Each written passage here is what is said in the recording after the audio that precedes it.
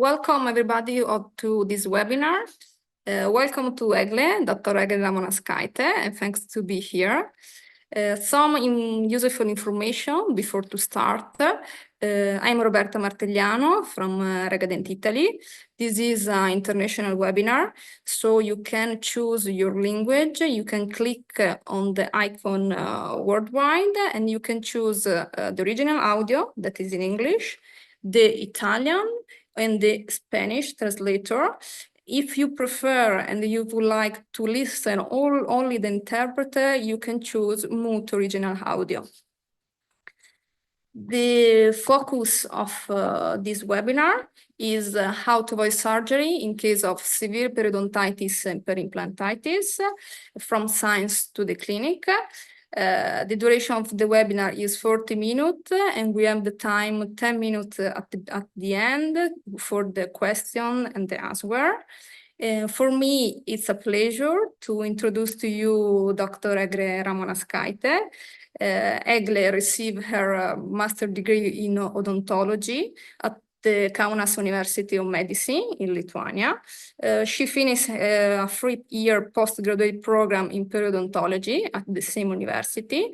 And since 2017, she continued her education with the PhD program dedicated to the application of hyaluronic acid in non-surgical periodontal therapy.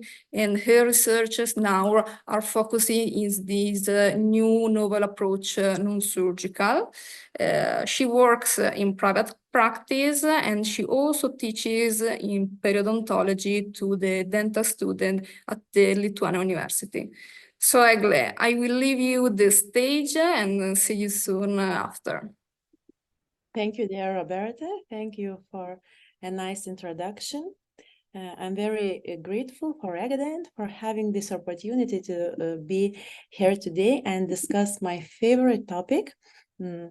So the topic of non-surgical periodontal therapy, and I'm also grateful for all the colleagues who connected here today. And maybe when you come back to your practices after this lunch break, where we are going to discuss this topic, maybe you will have new ideas on how to cope with our periodontitis patients and peri-implantitis infections. So, dear colleagues, let me start. As I'm a periodontist and it's my favorite subject in the world, I want to be sure that you all remember that periodontitis is a chronic inflammatory disease that is characterized by microbial dysbiosis. So this status has to do something with the bacteria. So if untreated, undiagnosed, it results in the destruction of the connective tissue attachment and alveolar bone loss.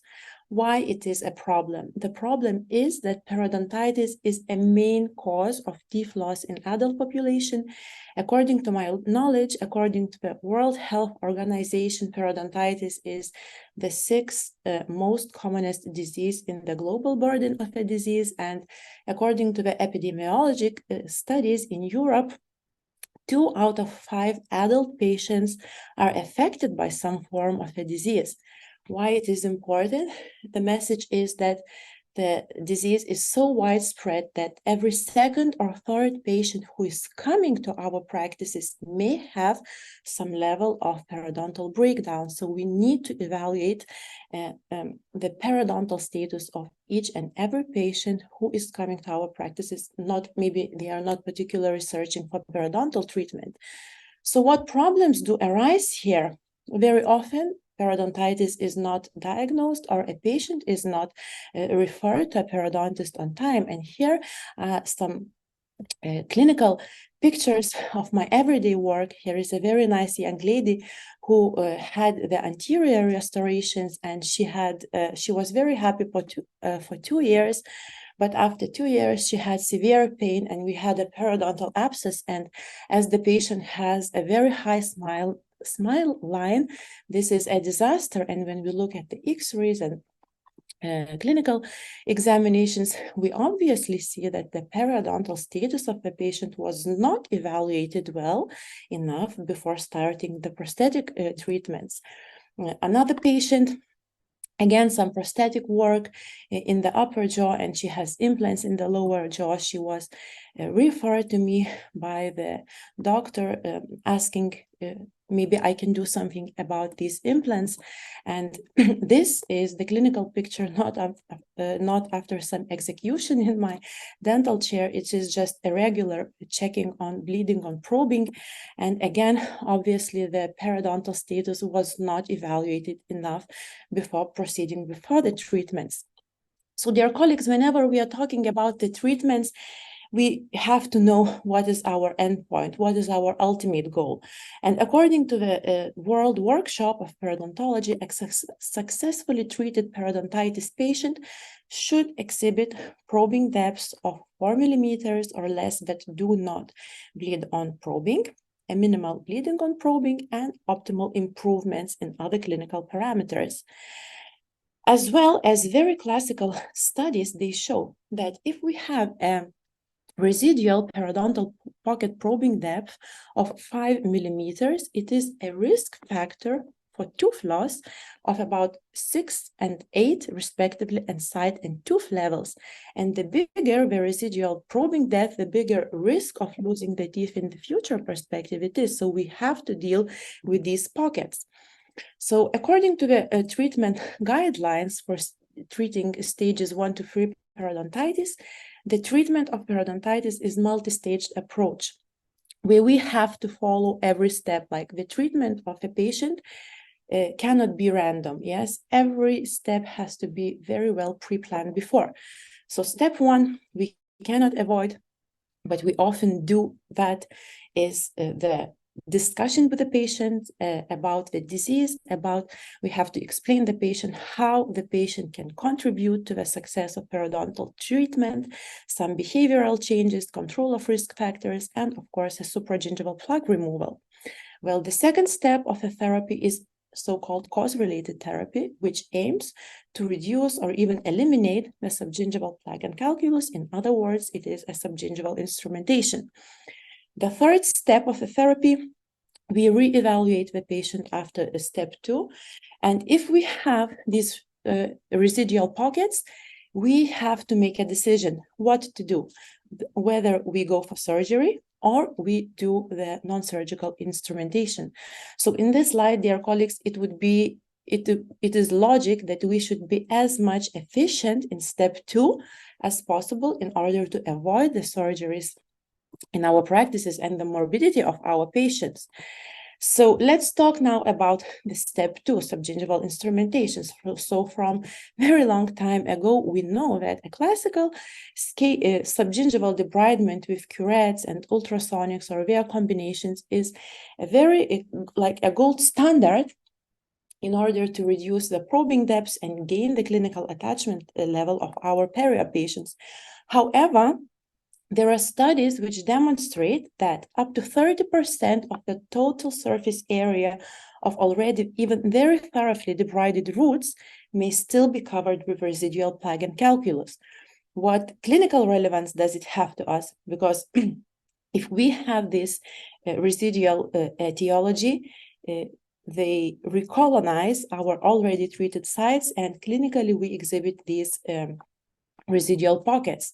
So here I'm talking about the cases of very deep pockets, about furcation involvements, natural fossas, grooves, concavities, where we mechanically cannot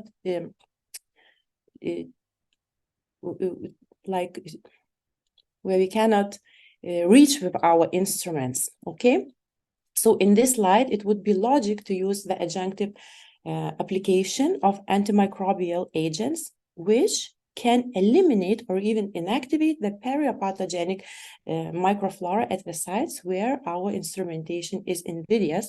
It would be really relevant. And these adjunctive materials could be systemic local antibiotics and antiseptics. We will not go deep about antibiotics because the application of antibiotics should be restricted to very advanced cases due to the formation of resistant strains and due to adverse events to the patients. Here we should focus on antiseptics. Why? Because antiseptics, they are the agents which can destroy microorganisms on live tissues. They have several beneficial properties compared to systemic or local antibiotics because we have a more extensive spectrum of activity, and the possibility of a resistance formation is reduced by having multiple intracellular targets. So in this slide, dear colleagues, I would like to present the CLEAN&SEAL technique, a method. So the two constituents of CLEAN&SEAL are sodium hypochlorite amino acid gel and a cross-linked hyaluronic acid, hyaDENT BG, it is known as, which has a high molecular weight. So what is this method step by step? So first, let's talk in theory. If I have a periodontal pocket, I do apply the sodium hypochlorite amino acid gel or Perisolv to the pocket about 1 minute prior to instrumentation. Then I do perform the instrumentation with ultrasonics or Gracie curettes or their combinations, and I may apply the Perisolv again repeatedly during the instrumentation until I feel that I'm sufficient and my root surfaces exhibit smooth surfaces upon probing with explorer probes. And when I do feel that I really am efficient with the instrumentation, I apply a cross-linked hyaluronic acid, hyaDENT BG, to the periodontal pocket. How does it look in practice? Here I have a deep periodontal pocket of a lower incisor, which is associated with a bone loss. So now I prepare the sodium hypochlorite amino acid gel. I have 2 syringes. I have sodium hypochlorite in one, and I have 3 amino acids in another. I connect them together, I mix them together, and then I get chloramines. Chloramines, it means there is a chlorine function from sodium hypochlorite and amino functions from amino acids. And then I apply the chloramines to the periodontal pocket prior to instrumentation. I then do perform my subgingival instrumentation, always having minimally invasive techniques in my mind. And then when I feel that I'm efficient, I do apply a cross-linked hyaluronic acid to the pocket.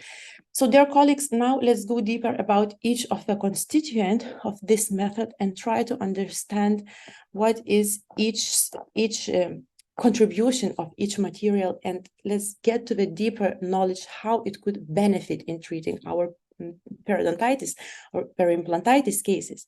So the first constituent is Perisolv, as I told. So as I mentioned before, the constitution is 0.95% sodium hypochlorite and amino acids, and then we mix them together, we get chloramines.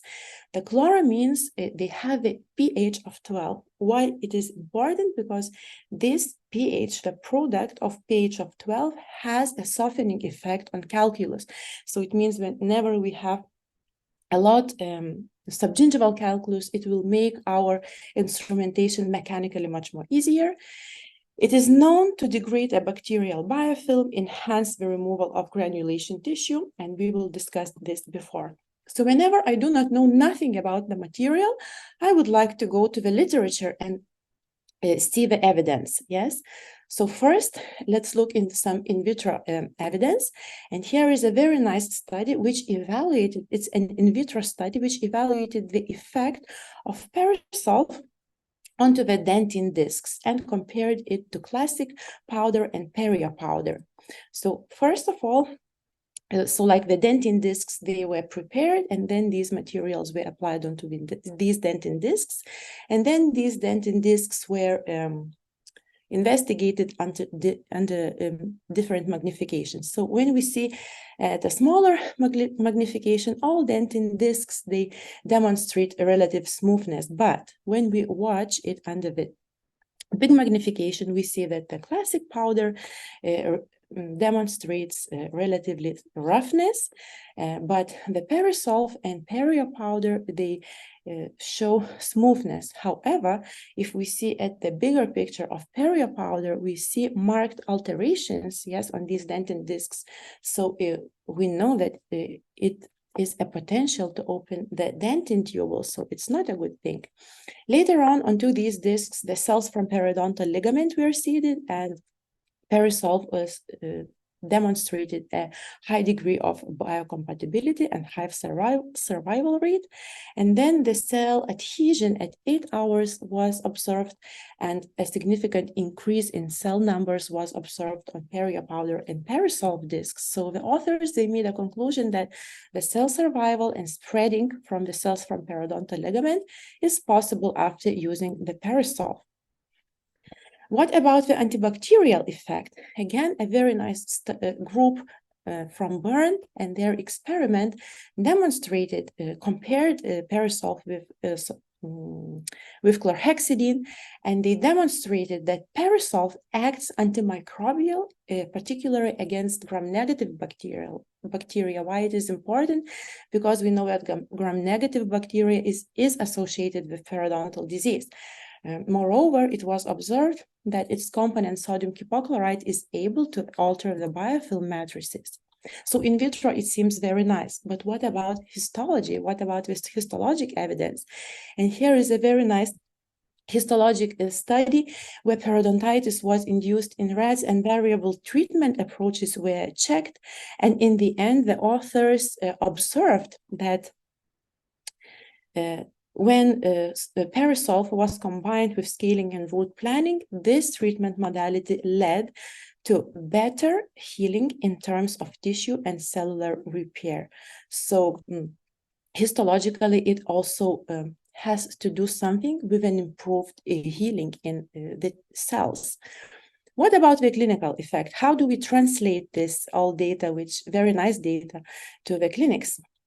So here, my very good colleague, Professor Vincenzo Siciliano, and his Italian colleagues tested Perisolv in treating periodontitis in minimally invasive non-surgical approach, and they checked the patients for 6 months and observed that in the group where Perisolv was used, they got the statistically significantly better probing depth reductions and clinical attachment gains. Another very recent study demonstrated that after they treated residual periodontal pockets, that after 12 months of investigation in the Perisolv groups, the bleeding on probing was significantly smaller compared to chlorhexidine or placebo.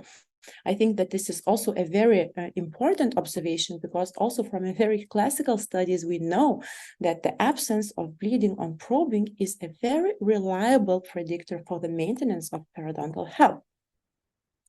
I very often get asked, how is sodium hypochlorite comparable and compatible, with the soft tissues? And here I want to demonstrate a very nice study, which is totally not related to the dental field. But here, the dermatologist, we use chloramines in treating the diabetic foot ulcers. We know that these ulcers is a very bad complication for diabetic patients and may end up with amputation of the foots. So which cleaned these ulcers with chloramines and compared it to the controls. And in the end, they made a conclusion that the repeated treatment with this gel achieved an effective debridement of the wound area, resulting in statistically significantly improved wound healing. So again, we see that it improves the wound healing and is very biocompatible. And here is a small clinical example of this degranulating effect of Perisolv. So here I have a very deep periodontal pocket. I apply it to the pocket Perisolv prior to the instrumentation. And here I see how the granulation tissue is very easily just coming out without any additional effort. Again, okay, one more clinical case, very deep pocket and Perisolv, and we see that the granulation tissue is just coming out. So, dear colleagues, the second constituent is cross-linked hyaluronic acid of high molecular weight. So it constitutes of 1.6% cross-linked hyaluronic acid and 0.2% natural hyaluronic acid. The product is of high molecular weight, and of course, we could do a separate lecture on the hyaluronic acid, but we do not have enough time for that. But we have to know that the product of high molecular weight suppresses inflammatory processes in the human's body. The product is of non-animal origin, so it means that it will not have endotoxins and it will not provoke any immune reactions from the patient. The degradation time of the product is 4 to 6 weeks. So why do we use this product? Because it is cross-linked and high molecular weight. It has the potential for regenerating soft and hard tissues, and it's quite stable for 4 to 6 weeks after the application. So for tissue regeneration, always high molecular weight, cross-linked hyaluronic acid. Hyaluronic acid is a very important material because it takes part in every step of wound healing. Yes, and so the first hours after wounding during the blood clot formation, hyaluronic acid stabilizes blood clot by attracting fibrinogen. Later in the inflammatory phase, it suppresses inflammation, activity of collagenases, and for the patients, it is expressed with reduced pain and swelling, which is also very important. In the proliferative phase, hyaluronic acid induces the proliferation of fibroblasts and induces angiogenesis. And in the remodeling phase, hyaluronic acid regulates the synthesis of collagen and reduces the formation of the scar tissue. Again, what evidence do we have for this? So first, I look in the in vitro studies and I want to know what effect does hyaluronic acid have on the soft and hard cells of the soft and hard tissues. So here are two experiments, in vitro experiments from the University of Bern, who checked the effect of hyaluronic acid on fibroblasts and pre-osteoblasts. And the authors, they made the conclusions that cross-linked hyaluronic acid is not only biocompatible with fibroblasts. On the contrary, it promotes their proliferation and migration. It is essential for proper wound healing, initiates the inflammatory response of cells, and has the effect on remodeling of extracellular matrix. Regarding the bony cells, it was shown that cross-linked hyaluronic acid strongly stimulated the proliferation of osteoprogenitors and enhanced the expression of genes encoding bone matrix proteins. A very recent study by Professor Darko Božić and his group evaluated the effect of hyaluronic acid on cementoblasts, and the authors, they made the conclusion that hyaluronic acid application may play a key role in the regeneration of cementum. I think it's a tremendous and important finding. What histologic evidence do we have? So here I want to present a series of experiments from my very respected colleague, Professor Yoshinori Shirakata from Kagoshima, Japan, who evaluated the efficacy and the effect of hyaluronic acid in all possible periodontal scenarios in treating two-wall intrabony defects, recessions, furcations. Why these kind of experiments are important? Because we can get the histologic data, so we can see what is happening with the cells. So here is the example of how they treated two-wall intrabony defects.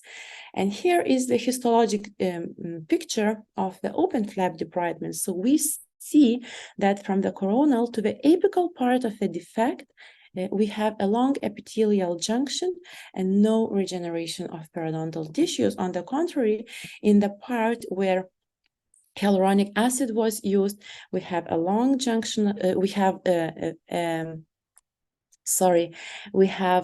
new cementum, new periodontal ligament, and new bones, so the regeneration of periodontal tissues. And they made the conclusions, the authors, that hyaluronic acid cross-link is effective in regenerating periodontal tissues, in treating two-wall intrabony defects, recessions, furcations, and these positive outcomes were probably obtained by the abilities of hyaluronic acid to maintain the stability of a blood clot, to attract the growth factors, and to accelerate the angiogenesis and osteogenesis. Regarding the clinical evidence, the systematic review by my friend Maisy Eliezer, they checked whether the adjunctive application of hyaluronic acid would enhance the treatments of non-surgical as well as surgical periodontitis treatment. And the meta-analysis demonstrated that the probing depth reduction and clinical attachment level gain was significantly better in the groups where hyaluronic acid was used.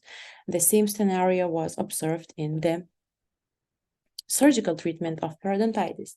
So let's go to the clinic. Here is my patient, a young 40 years old guy who is diagnosed with stage 3 periodontitis. So what do? I prepare sodium hypochlorite amino acid gel.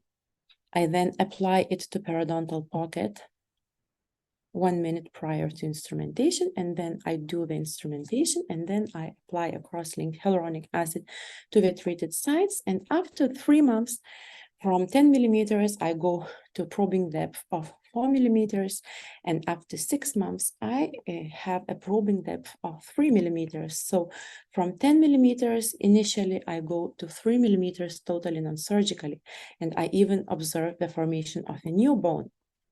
So here I started to use this approach 7 years ago, maybe even a little bit more. And then we decided to go scientifically and to make a study. So here is the first study which we made. It's a clinical case series. We treated 21 patients who were diagnosed with stages 2-3 periodontitis. So we treated them with CLEAN&SEAL approach, and we followed the patients for 3 and 6 months. And of course, after 3 and 6 months, we observed significant improvements compared to baseline. But what interesting observation, we did see that between 3 and 6 months, we had statistically significant differences. It means we had gradual improvements in our clinical parameters, even though we didn't perform any adjunctive treatments. So we made a conclusion that this might be a valuable treatment approach in treating periodontitis. Very similar results were observed by my colleagues from Germany, who also made a case series study and treated residual periodontal pockets and obtained really similar results. One more clinical case, very deep periodontal pocket, pus exudation. We prepare the sodium hypochlorite amino acid gel. We apply it to the pocket 1 minute prior to instrumentation. We then do instrumentation, always, as I mentioned, having minimally invasive techniques in mind. It means we use loops, mini instruments. We take care about the soft tissue, and then I apply across the linked hyaluronic acid. And then I measure the pocket after 3 months. It's 3 millimeters. One more case, deep pocket at the mesial aspect of 25, deep pocket at the buccal side of 26. I prepare the Perisolv. I apply it to the pocket prior, all pockets, which I'm going to treat prior to instrumentation. I then perform a subgingival instrumentation. I always use very fine ultrasonic tips, only mini curettes, and then I apply cross-linked hyaluronic acid. After 3 months, I have from 8 millimeters, I have 3 millimeters. Actually, I caught this patient this week on Monday. He came to the hygienist for the follow-up visit, and I have 3 millimeters, so it is stable. Yes, I can maintain this patient, even though he's a very heavy smoker. I think it's an achievement. In 26, from 9 millimeters, I go to 4 millimeters with no bleeding on probing. And after 12 months, again, I have this stable 4 millimeters, and I do not probe the furcation anymore. So it seems a very nice approach, but what do we obtain when we compare with this method to a control group? And here we performed a randomized control clinical trial where we had a control and test group. So we treated 48 patients, and the control group was ultrasonics and greasy curettes, and test group CLEAN&SEAL. At the baseline of a study, the study groups demonstrated similar characteristics in terms of clinical parameters and distribution of treated teeth. And for the final analysis, we distributed the pockets into moderate, that is 4 to 6 millimeters, and deep, more than 6 millimeters. And what did we see? That regarding the moderate pockets, yes, and regarding the PD, probing depth change, in both groups, we saw significant improvement compared to baseline. However, this improvement was statistically significantly better in CLEAN&SEAL group. And again, the same pattern we observed. After between 3 and 6 months follow-ups, we had significant improvement, that is gradual improvement in PD reduction in the test group, whereas it was not in the control group. Again, regarding the deep pockets, the probing depth reduction was significantly better in the test group, and between 3 and 6 months, we had significant improvements, and in the control group, it was not significant. So, dear colleagues, the same was observed with clinical attachment level and bleeding on probing. The differences were in favor for CLEAN&SEAL group, so we really made a conclusion that the adjunctive application of these two materials represents a valuable treatment approach to additionally improve the outcomes of non-surgical periodontal treatment. One more case, a very deep pocket, more than 10 millimeters, pus, exudation. We apply Perisolv, we do the instrumentation, and then apply the cross-linked hyaluronic acid. After 3 months, there are no words needed. I see that the probing depth is 40 millimeters. The tissue is totally absent of any inflammation. And after 6 months, the PD is 3 millimeters. Again, I see this pattern between 3 and 6 months. I achieved 1 millimeter more of the probing depth reduction, even though I did not do any additional treatment. A very similar, outcomes were observed in a very fresh study, which is not online yet. It is under review, but I'm very happy I can share the preliminary results of it. So the same approach, the CLEAN&SEAL approach, was tested in treating the residual periodontal pockets. Yeah, so it is the step 4 therapy. And the authors, Professor Anton Friedman and his team, they observed, again, they had a longer evaluation time, follow-up time. They observed the patients and measured clinical parameters for 9 months. And after 9 months, they saw significant improvements in PD, CAL, and gingival recession in favor for the CLEAN&SEAL group. And they did the conclusion that it may exhibit a regenerative response to treatment within the 9-month follow-up period. Keep updated and you will see this study very soon. So here another clinical example, deep periodontal pocket at the palatal aspect of 21, Perisolv, instrumentation, cross-linked hyaluronic acid. After 3 months, I probe and I'm not very happy about the result. The gingiva is not firm, it's between 4 and 5 millimeters. So I repeat the protocol, and after 6 months, I have 4 millimeters. So I can send the patient, I know this is my endpoint, this is what I want to achieve.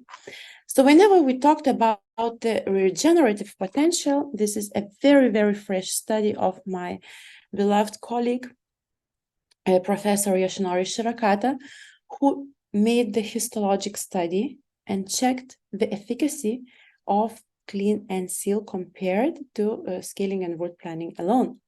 So regarding the clinical changes, they observed that bleeding on probing and probing depth reduction in this animal study was significantly better in CLEAN&SEAL group. However, a very important observation was done, because histologically it was observed that the CLEAN&SEAL group exhibited significantly greater new bone formation and the greater formation of new attachment, that is, the length of new cementum adjacently to newly formed bone with inserting collagen fibers and new cementum was detected in the test group. So for the first time, it was histologically proven that treating periodontitis non-surgically, we can achieve the regeneration, the true regeneration of periodontal tissues.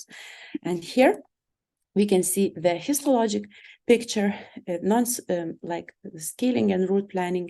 So the long epithelial junction and clean and seal, we have new bone, new cementum, and new periodontal ligament. So Professor Yoshinori Shirakata, he concluded, and his team, he concluded that for the first time it was supported, yes, that the adjunctive application of Perisolv and hyaDENT BG resulted in improved clinical as well as histological outcomes in non-surgical periodontal therapy. Their colleagues, I mentioned at the beginning of the study that this is a microbial, that this disease has something to do with microbial dysbiosis. So here we made the study and aimed to investigate the microbiological outcomes of this technique. And here we made several analyses. The first analysis was the detection frequencies of the periopathogens. And what did we see? We observed that the Porphyromonas gingivalis, Treponema denticola, and Prevotella intermedia were significantly, the frequencies were better, like they were detected less significantly in the CLEAN&SEAL group.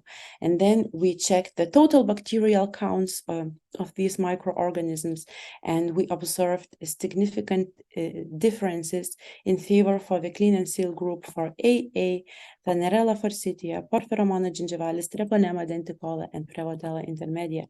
So microbiologically, we supported the previously observed advantages of this method. One more case, deep pocket, a lot of calculus. We apply the Perisolv, we clean, apply cross-linked hyaluronic acid, and here we have from very deep to 3 millimeters, 4 millimeters, and 3 millimeters. One more case, deep pocket, clean, apply cross-linked hyaluronic acid, and from 11 to 4 millimeters after 3 months, and it is stable after 6 months. Dear colleagues, the same concepts could be used in treating peri-implantitis. As far as I know, to the best of my knowledge, my colleagues from Germany, Professor Anton Friedman and his group already submitted their newest data for publication. But here I will share some cases of Dr. Lichte from Switzerland, who is an expert in treating peri-implantitis non-surgically with this approach. So here is a male patient diagnosed with peri-implantitis who was treated for peri-implantitis many years before. This is a deep pocket pus, gradual bone loss, and the protocol is as follows. So it's almost the same as with the teeth anesthesia. In this case, the superstructure was not removed. Then we do the Perisolv, apply, and we may reapply it during curettage. We do not rinse with chlorhexidine. We irrigate with peroxide, then saline. We add the cross-linked hyaluronic acid and prescribe the antibiotics. And here, after 3 and 6 months, for firm gingiva, shallow probing, peri-implant probing depth, and formation of new bone. One more case, a female patient who was diagnosed with peri-implantitis in the region of 12, pain, bleeding. Yes, the superstructure. So here is the initial situation, PD of more than 7 millimeters, positive bleeding on probing, radiographically observed bone loss. Again, the protocol is the same. Here we see the situation after the superstructure was removed, the degranulating effect of Perisolv, the granulation tissue. We may reapply the Perisolv until we feel that we are effective. And here, control visit after 3 months, tight, inflammation-free tissues. And after 6 months, again, the situation is stable. And here, after 6 months, again, we see the formation of the new newly forming bone. So it means it was efficient. Yes, and we should memorize that according to the newest recommendations, the primary step of the treatment of peri-implantitis is always non-surgically, and only then we go for surgery. So with this, dear colleagues, I would like to thank you for your attention to spending this hot afternoon. I hope it was valuable and interesting, and whenever you have any questions regarding the method or you have clinical cases you want to discuss, you can catch me and contact in any of these platforms. Thank you very much. Grazie, Egle. Thanks, Egle, for your appreciate very a lot your presentation, and I think that it's a good overview of all the article that is done from the beginning to this year. And yeah, if you have question, there is the dedicated boxes where you can put and start to having more information to share with Egle. We can read.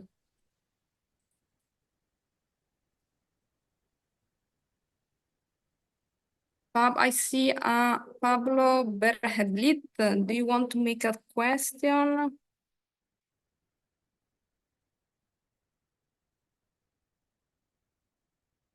I cannot give you the voice, but okay.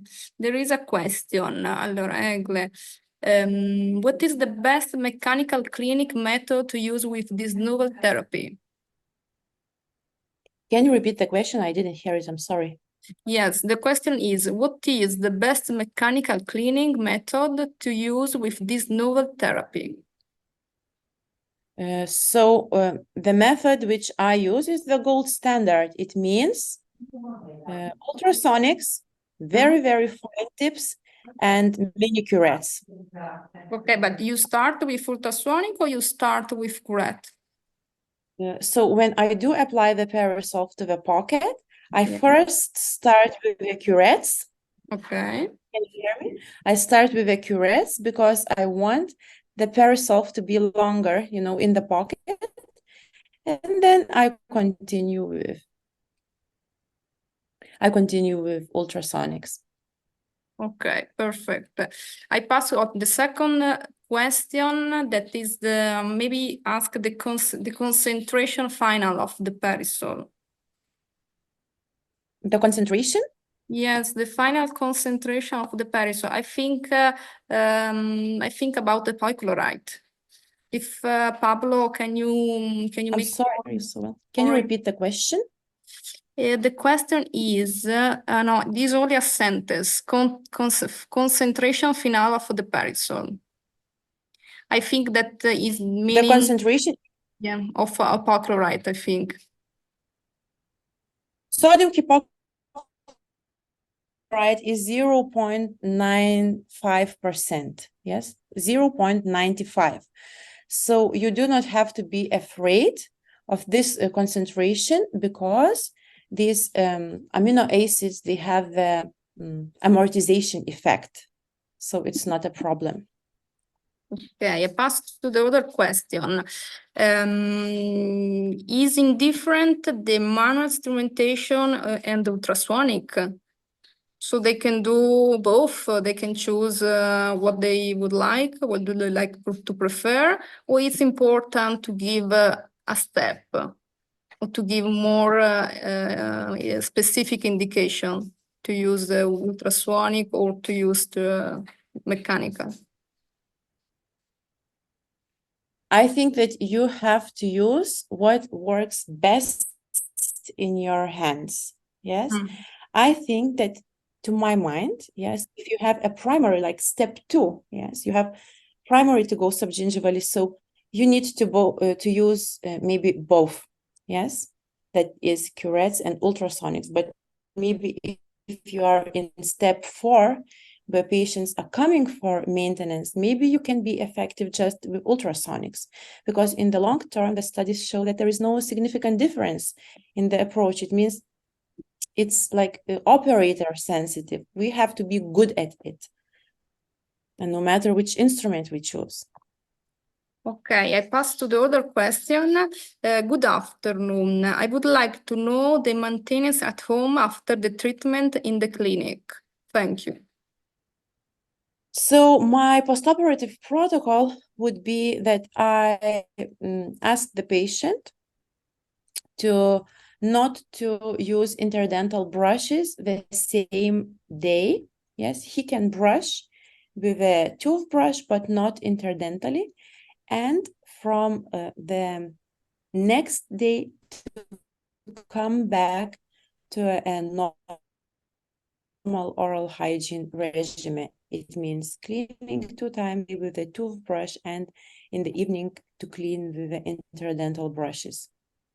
And not to rinse with chloride for 2 days after the therapy. Okay. And after, do you suggest some rinsing with do you to use chlorhexidine or not after 2 days, or how the concentration of the chlorhexidine that you suggest?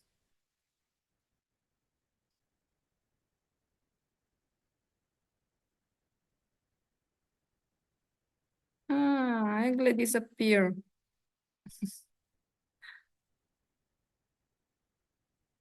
Egle, okay, you come back. So the connection. Yes. Yes. Yeah.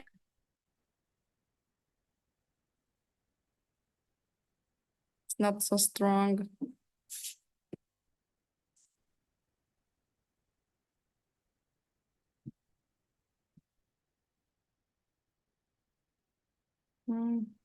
Egle, I think we lost you for 1 minute. Can you hear me? Can you hear me now? Yeah, now, yes, now it's more stable.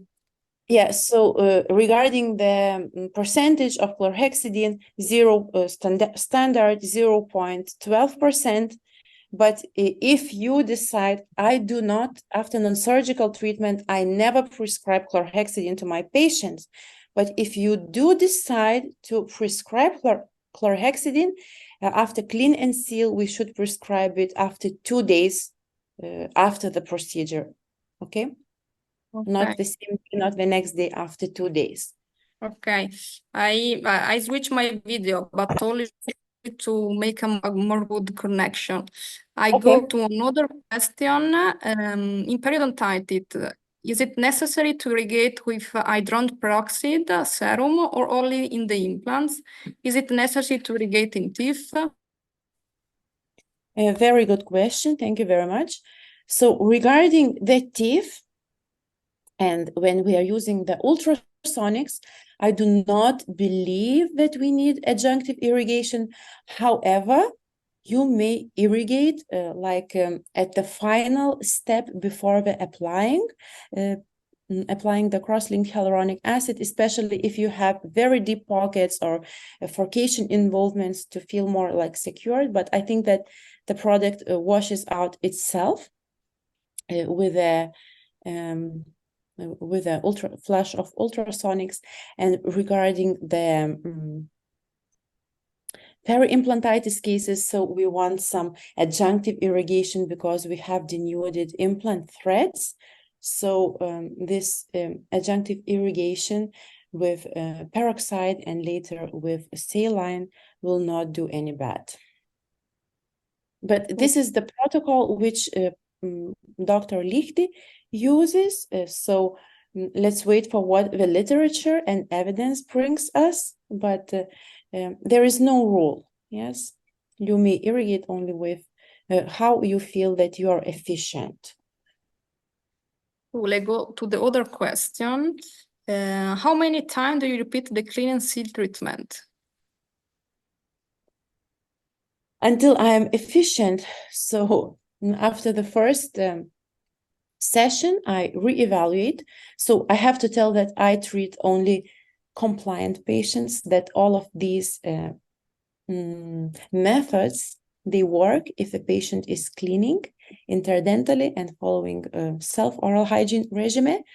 But I reevaluate the patient after 3 months, and if I see I showed one case, I don't like the result, I repeat the protocol. So until I reach my ultimate goal, that is 4 millimeters or less with no bleeding when probing. But generally, yes, I reevaluate the patient after 3 months. Perfect. Other question. Thank you for your excellent presentation. Do you know if there are any study comparing CLEAN&SEAL against enamel matrix derivative non-surgical? Thank you very much. Kind regards. Thank you much for a very interesting question. To my best knowledge, there is no study comparing these two approaches. But I think that the addition of enamel matrix proteins non-surgically did not demonstrate significant improvements in the long term. So maybe it would be interesting to compare these two methods, and maybe it's the idea for the future research. But yes, there is no, to my best knowledge, there is no, and no studies like this are ongoing. Perfect, Egle. I will go to another ask the registration of this webinar. I answer that yes, we will send the link to rewatch the webinar. I go to other question. There are different hyaluronic acid available. What do you use? What are the difference? Okay, dear colleague, thank you for a question. So everything what I talked here about and where I showed my clinical cases, I use hyaDENT BG. So as I told, it's very important what kind of product to use, because this is a cross-linked product. Why it is important? Because we should know that hyaluronic acid is a long-chain glycosamine glycan. Yes, and a native hyaluronic acid is this single chain of glycosamine glycan. It has a very, very high regenerative potential for soft and hard tissues. However, it is degraded very, very fast, like in 24 hours after the synthesis. But the cross-linked product, so it means that we have several chains of these glycosamine glycans connected together, and when we have this medium like cross-linked product, so we know that I showed that it has a regenerative potential for soft and hard tissues. It means for fibroblasts and for osteoblasts, and it is like stable for very good time of 4 to 6 weeks. So whenever, and also this product is of high molecular weight, which suppresses the inflammatory processes by suppressing the endothelial functions and so on. So whenever you're choosing the product, you have to know these specifications. Yes, so the level of cross-linkage and the molecular weight. So I always use the hyaDENT BG, a product of regeneration. Yeah. And there is a question also the origin of this hyaluronic acid. A very good question. So I think that there is an idea to make a seminar about the hyaluronic acid. I'm sorry I didn't have time to explain today more, but hyaluronic acid is a natural material, yes, which is synthesized in our body by the enzymes which are in the extracellular matrix. But the product which we have, yes, in our hands and which we are using for our patient is the product by bacterial fermentation. So these long chains of glycosamine glycans, they are synthesized in bacterial growths, yes, in bacterial growth mediums. Later, they are purified, and at the latest stage, they are connected together. It means they are cross-linked. And then we have this product. Why it is important? Because it's non-animal, yes, and as I mentioned before, it will not provoke immune reactions from the patient, so it is very well tolerated. I go a question for Perisolv. Perisolv cause modification on dental implant surface? We do not have this data. We do not have this data, but according to what I know, if it does not cause the alterations onto the dentin discs, why should it cause alterations onto the implant surface?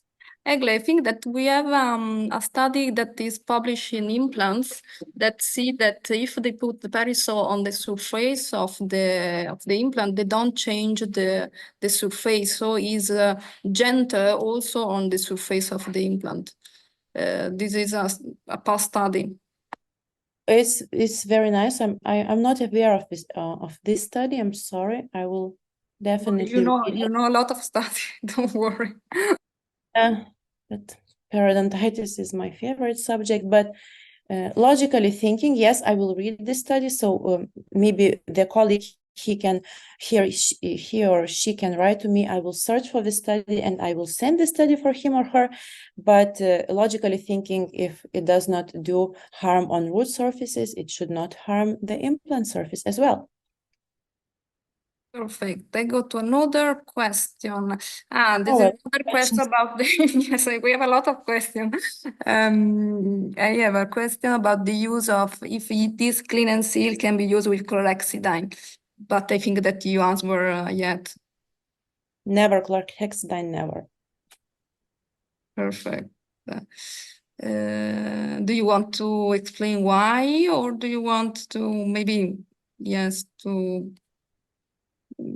some information about chlorhexidine, why we don't use in this protocol?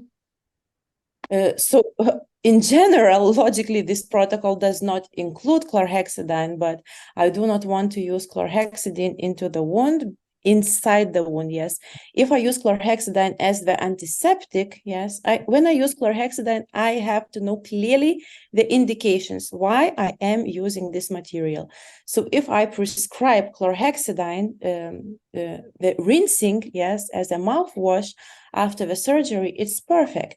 But I do not want chlorhexidine inside the wound because it impairs the healing processes on the wound, and in vitro we have data that it has negative effects on fibroblasts, and I do not want this because my other two components, the cross-linked hyaluronic acid and Perisolv, it loves the fibroblasts and osteoblasts, and I don't want to impair their function with chlorhexidine. Perfect. Good answer. Another question. After the application of the product must be reapplied during the control visit? Depends. Thank you for the question. So it depends. So when I recall the patient, I measure the pocket. I have in my mind, what do I want to see? I want to see the probing depth of less than 4 millimeters. Yes, and no bleeding on probing. If I have bleeding on probing, I know that my disease is progressing. So then I have to reapply the protocol. But of course, I have to be aware if I'm dealing with a compliant patient, because if a patient is not cleaning, I can apply whatever to the pockets. The methods, they will not work. Perfect. The last 5 questions. I start with the one. What are the indications where you use clean and seal? How deep pockets? The deeper the pocket, the better. So my colleague, Professor Anton Friedman, in this study, which is now in the review, in this study, he showed that the best results of clean and seal are in the very deep pockets. So I think that these pockets more than 8 millimeters, because so the deeper the pocket, the tartar, the case, I think that the bigger indication is to use this method, because if I have a pocket of 5 millimeters and I know how to use the instruments good, so I do not need maybe any adjunctive materials. I will be efficient with my instruments. But if, let's say, I have a 10 millimeters pocket at the like say, let's say 225, which I know that has some fossa and some grooves, and we as periodontists know how it's hard to remove a calculus from these anatomic concavities or even furcation involvement. So I think that the Perisolv will, and the clean and seal concept will do its good, and especially in these tartar cases where we cannot reach with our instruments even very fine tips.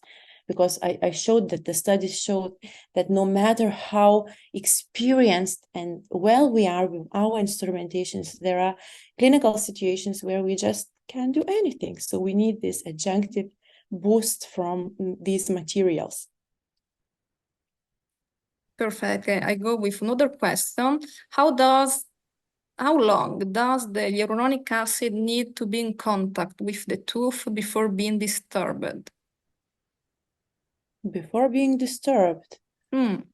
So I would interpret the answer like this. So when I do apply the cross-linked hyaluronic acid to the treated pocket, yes, like the final step of the clean and seal, I ask the patient not to eat for 2 hours, not to clean interdentally the same day, but logically and from the theory and from the studies, I know that if I put it to the pocket, so maybe at the base of the pocket, it can maintain stable for 4 to 6 weeks.